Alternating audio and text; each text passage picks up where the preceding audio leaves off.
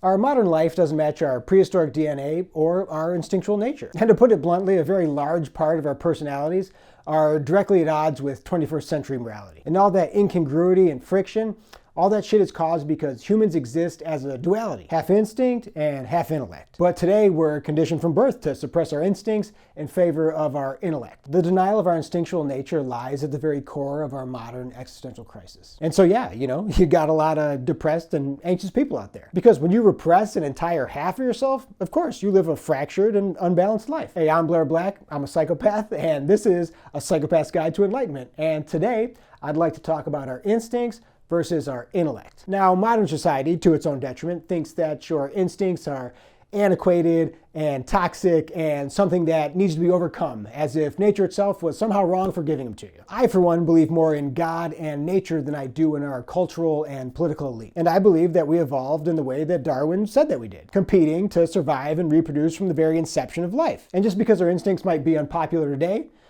that doesn't mean fucking shit. Your instincts were absolutely integral to your survival for millions of years and through every incarnation of life that we evolved through to get to this point. And because of that, they are eternally lodged in the deepest part of your deep brain. And the further down you try and push them, the more detached from nature you'll become and the more depressed and anxious you're gonna be. Your instinctual nature is essentially your shadow. And when all these therapists and shit are talking about, your shadow and integrating your shadow, that's what they mean. They mean that to be whole, you need to integrate inside of you that which has been repressed. And for most of you, that's your instinctual nature. Now, as a psychopath, I've had to find many culturally and socially acceptable ways to, embrace my instincts and integrate my shadow into my everyday life as to not be so much of a fucking psycho. And as a result, I'm the happiest person I know. I'm married to the literal woman of my dreams, and everybody likes me. And I have decided, for money, to share that and other insights with you in my new book, Psychopath's Guide to Enlightenment. Emotion really muddies up the waters of life. And as it turns out, when you look at life without a lot of emotion, things become more clear